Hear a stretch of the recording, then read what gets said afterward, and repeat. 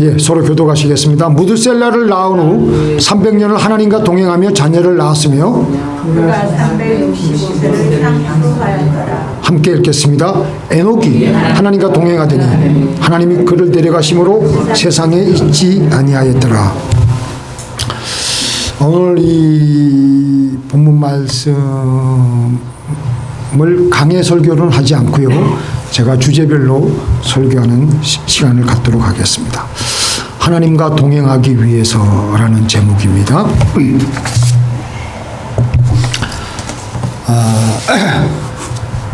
학창 시절에 그 물리 시간에 보면은 소리급새를 가까운 데다가 이렇게 놓고 한 소리급새를 딱 때리면은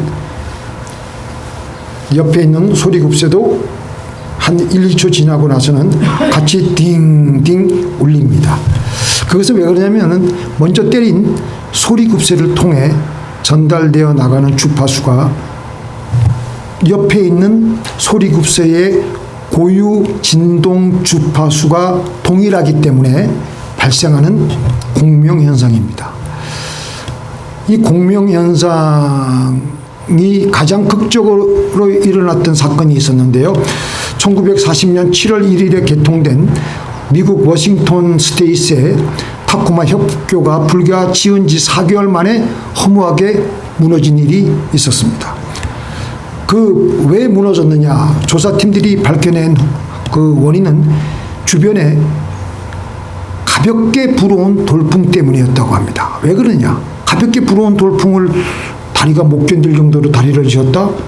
말이 안 되지 않겠습니까? 그런데 좀 더 깊게 조사해 보니까 돌풍이 갖고 있는 고유 진동 주파수와 다리가 가지고 있는 고유 진동 주파수가 일치하는 바람에 공명이 되면서 다리가 공명이 되면서 점점 진폭이 커져서 마침내 다리가 엿가락처럼 휘어지다가 마침내 허무하게 무너지게 된 것입니다. 그런데 하나님의 마음에 우리의 마음이 공명에 간다면 하나님의 고유 진동 주파수에 우리가 똑같은 고유 진동 주파수로 맞추게 되면 하나님의 최대 영적 에너지가 우리의 삶을 통해서 공명이 되고 놀랍게 우리의 삶은 하나님의 영적 에너지가 울리게 될 것입니다. 어차피 한번 사는 인생 우리 그냥 대강대강 살 것이 아니라 하나님과 동행하며 하나님께 쓰임받다가 인생을 그렇게 살다가 가야 하지 않겠습니까? 지금 나는 하나님과 과연 공명된 삶을 살고 있는가? 하나님과 주파수를 못 맞추는 하나님과 동행하지 못하는 가장 결정적인 원인은 주파수가 맞지 않기 때문입니다. 하나님은 이쪽으로 나가려고 그러는데 우리는 반대쪽으로 나가려고 그러니까 하나님의 자녀가 되었음에도 불구하고 동행이 이루어지지 않는 거예요. 그 원인이 뭐냐? 우리는 나를 향해요. 나를 위해서만 살아가고 있습니다. 근데 하나님은 나가 아니고 나를 통해서 다른 사람에게 방향이 영 틀린 거예요. 나를 위해서만 살아가는 삶은 참 무척 힘듭니다. 우리 저번에 주에 불렀던 찬송 중에서 나 지치고 내 영혼 연약할 때 근심 속에 내 마음 무거워 주 오셔서 함께 하실 때까지 나 잠잠히 주님을 기다려. 그래서 우리는 기도를 왜 하느냐? 기도하는 주된 목적이 주님이 오시도록까지 기도하는 거예요. 주님이 역사하시면 우리 모두 다 자기 자신에게 매여 있는 자기 자신을 풀어지는 것을 느끼게 됩니다. 욕심이 사라지게 되고 성령으로 채워지면서 하나님과 반대로 가려던 마음이 다시 하나님 쪽으로 바로잡아져서 하나님의 소원대로 움직이고자 하는 마음으로 들어차게 됩니다. 그때부터 우리 영혼은 자유함을 느낍니다. 진리를 알지니 진리가 너희를 자유케 한다고 했습니다. 그래서 우리는 기도하면서 주님이 나와 함께 하시면서 나에게서 빠져나오고 하나님이 원하시는 소원대로 하나님을 사랑하고 이웃을 사랑하게 되면서 하나님과의 동행이 이루어지게 되는 것입니다. 하나님과의 고유 진동 주파수가 일치하면서 우리는 하나님과 동행하게 되는 것입니다. 하나님께서 가장 원하시는 것이 무엇이겠습니까? 십계명에 나와 있잖아요. 십계명, 하나님을 사랑하고 이웃을 사랑하라. 그러니까 예수님께서 그걸 다시 요약해 놓으셨는데, 내 마음을 다하고 목숨을 다하고 뜻을 다하여 주 너의 하나님을 사랑하라. 이것이 첫째 되는 계명이요, 둘째는 이웃을 내 자신같이 사랑하라. 이 계명이 성경책의 핵심 중의 핵심이에요. 이게 바로 하나님의 고유 진동 주파수와 맞추는 거예요.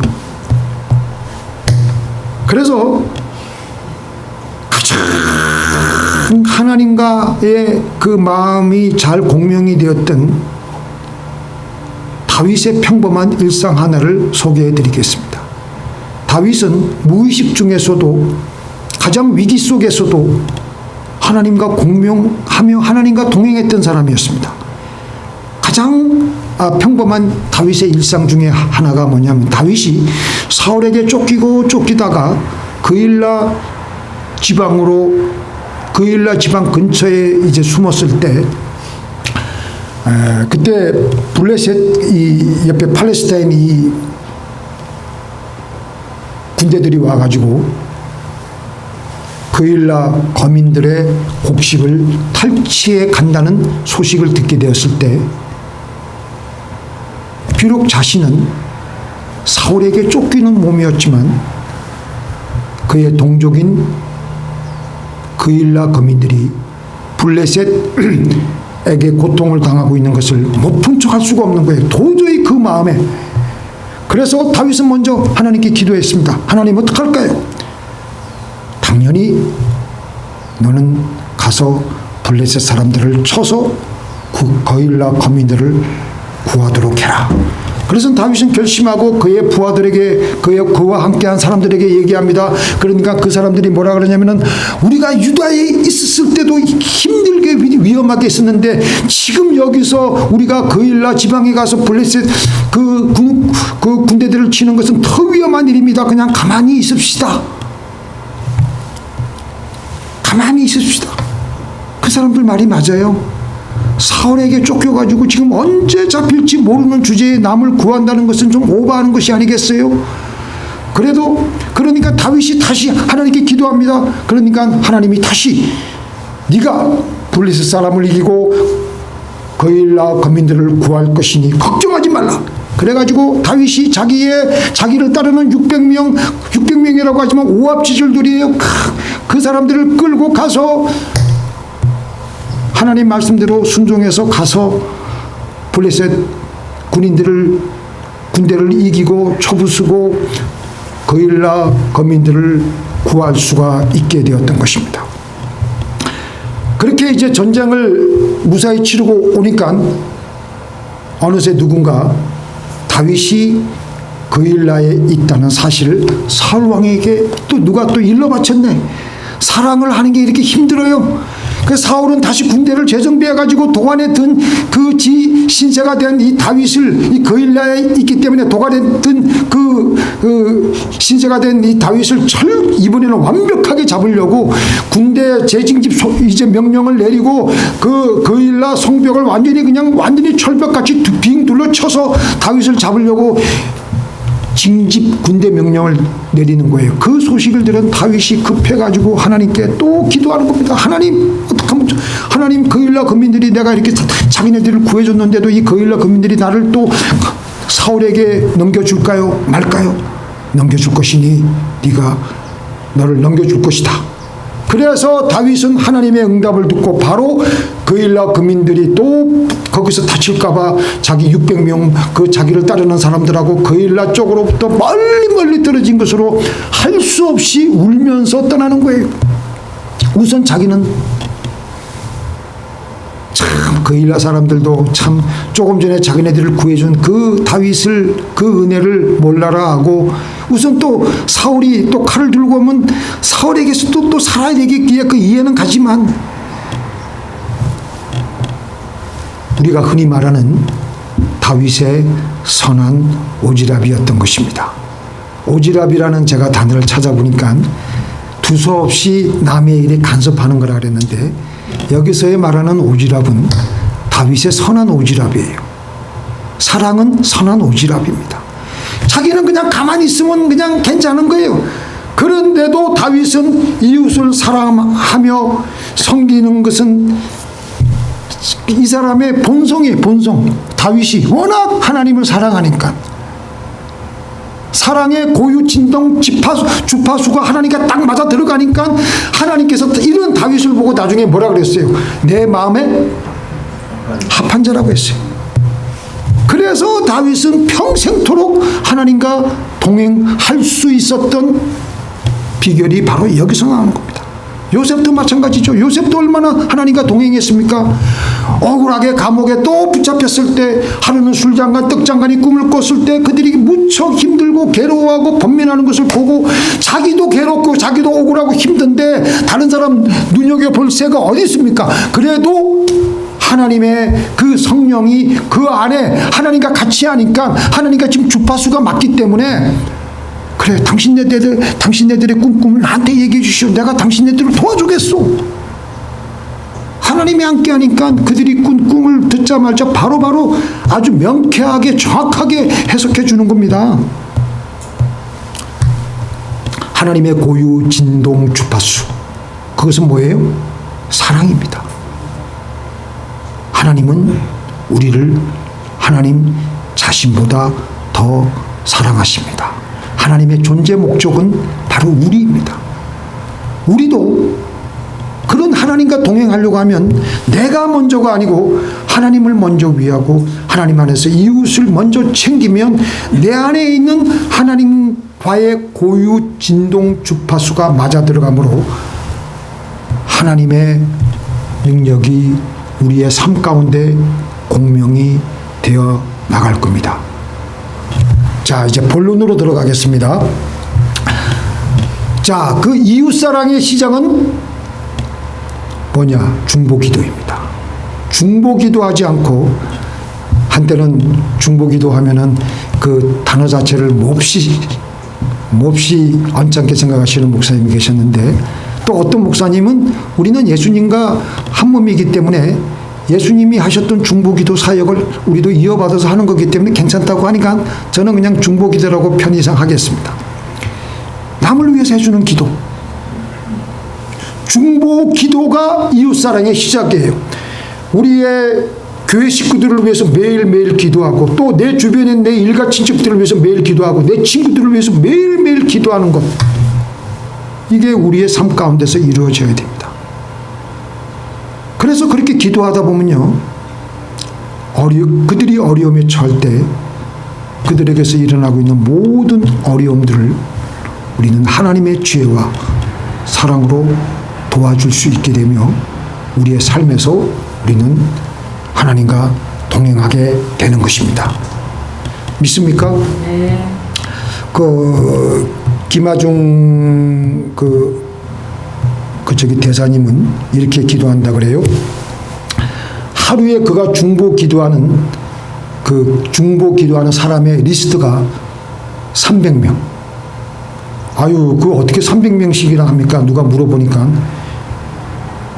주 기도문을 외우는데 이분이 그래요. 주 기도문 외우는데 몇 초 걸려요? 제가 오늘 재보니까 17초. 근데 이분은 15초라고 얘기하더라고요. 15초로 계산하고 주기도문식으로 한 사람 앞에 딱 15초에 한 명. 그러면 1분에 몇 명? 4명. 그러면 1시간에 몇 명? 240명. 이렇게 기도한대요. 근데 제가 해보니까 저는 요즘에 제가 몇 명 놓고 기도하냐면 75명 놓고 기도하는데 우리 교회 식구들 또 그 다음에 우리 가족들 또 우리 일가 친척들 쫙 그리고 우리 또 노예 목사님들 또 내 목사 친구들 쫙 하니까 어저께 세보니까 75명 되더라고요. 근데 그걸 저는 그렇게 15초 정도로 하진 않고 어떤 분은 제가 길게 기도해요. 또 어떤 경우는 그냥 이렇게 15초 정도 하는데 그렇게 기도하면요. 근데 이제 이분이 그래요. 예, 그건 제가 나중에 말씀드리고요. 이분이 이제 이렇게 중보 기도를 하는데 자기 중국 친구들을 위해서 수십 년 기도했는데 매일 2번씩 14년을 1만 번씩 중보 기도한 친구들이 꽤 있다라는 겁니다. 그러니까 1만 번 이분의 기도를 받은 그 사람의 어떤 신상에 무슨 문제가 생기면 성령님이 반드시 가르쳐 주시고 그분을 도울 수 있게 해주신다라는 겁니다. 그에게 무슨 일이 생길 것이다. 내가 가서 알려줘라. 이렇게 성령님이 알려주신다는 거예요. 그러니까 저는 그렇게 75명 정도 그렇게 기도를 하니까 우선 제가 좋은 것 같아요. 그리고 제가 기도하다가 이분에게는 한번 그래서 제가 이렇게 우리 또 빅두빌에 있는 목사님도 전화하고 그렇게 또 독감 걸려가지고 아주 열흘 정도 알았다는 것도 제가 알게 되고 이렇게 하는 걸 보니까 중보기도 굉장히 중요합니다. 우리 교회 식구들 그리고 여러분들의 일가 친척들 그리고 여러분들의 친인구들 쫙 이렇게 기도하다 보면요. 새벽에 1시간 반 2시간은 그냥 금방 가버려요. 그냥 어떻게 하다 보면.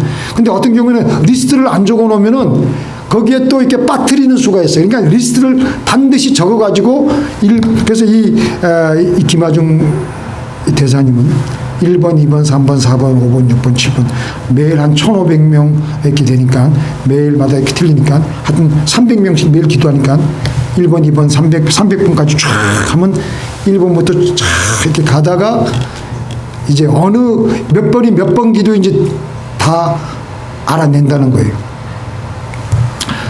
하여간에 중보기도 굉장히 중요합니다. 중보기도 여러분들 오늘부터 노트 살 돈이 없으면 제가 다음 주에 노트를 또 드릴 테니까 옛날에 또 드렸지만 1번, 2번, 3번까지는 몰라도 그렇게 리스트를 적어가지고 중보기도를 하시는 저와 여러분이 되길 바랍니다. 근데 중보기도 해보니까 하나님과 동행하게 되니까 두려움이 없어지고 담대해지게 됩니다. 하나님과 동행하게 되면요. 모든 일에 불안이 없어지고 두려움이 없어지게 돼요. 왜 사람들이 밤잠을 못 자고 두려워하고 괴로워하느냐? 남을 사랑하지 않고 자기만을 사랑하며 자기만을 섬기려고만 하기 때문에 뭔가가 허망한 거예요. 우울해진 거예요. 그 물은 흘러가야 되는데 하나님이 나에게 주신 은혜를 또 그들에게 사랑으로 흘려보내야 되는데 그래야지 썩질 않는데 그래 허탈하지 않고 두려움이 거할 수가 없습니다. 우리 한번 같이 읽겠습니다. 사랑 안에 두려움이 없고 온전한 사랑이 두려움을 내어 쫓나니 두려움에는 형벌이 있음이라 두려워하는 자는 사랑 안에서 온전히 이루지 못하였느니라. 사랑이 무엇이냐? 옛날에 유행가는 사랑은 눈물의 씨앗이라고 했는데 그건 다 세상 사람들이 말하는 헛된 사랑의 정의고요. 정말 사랑은 상대방을 목적 삼고 나를 희생하며 그를 사랑하는 것이 사랑이에요. 하나님을 정말 사랑하고 이웃을 정말로 사랑하는 마음에는 결코 두려움이 우리 마음의 공간 안에 자리를 잡을 수가 없어요. 왜 미국과 일본과 이 서구 나라의 공산주의도 마찬가지일 거예요. 사람들이 밤잠을 못 자느냐? 자기 자신에게 매여 있기 때문에. 자기 자신을 사랑하는 것은 사랑이 아니거든요. 상대적인데 사랑은. 그러니까 밤에 잠을 못 자고 자기 자신에게 매여 있고 자기 자신의 욕심에 매여 있으니까 너무나도 괴롭고 우울하고 허탈한 거예요. 사도 바울이 어떻게 살았습니까? 밑에 같이 읽겠습니다. 나의 형제 시작.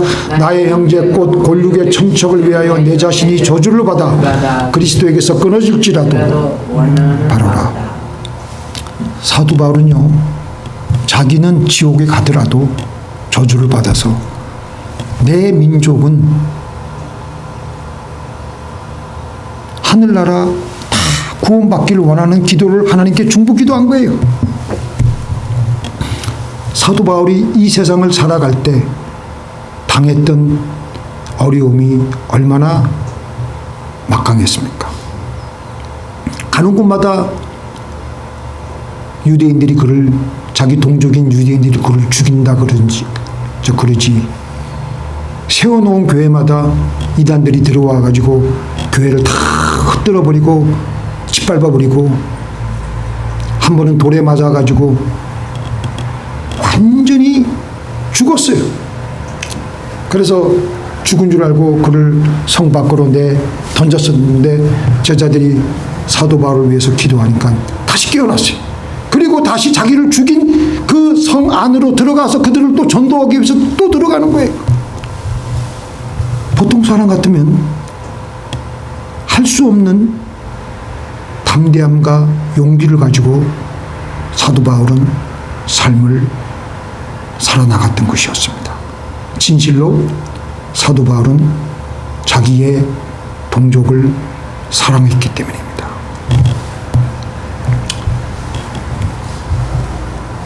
여러분들 오늘 이 설교 끝나시고 이제 집에 가셔서 오늘은 여러분들 시간 되시면 시간을 내셔서 기도 목록 리스트를 만들어 가지고 주변에 내 가족, 우리 교회 식구들, 여러분들의 친척 이름을 불러가면서, 저는 아침마다 여러분들 이름을 불러가면서 기도하니까 여러분들 안 들리세요?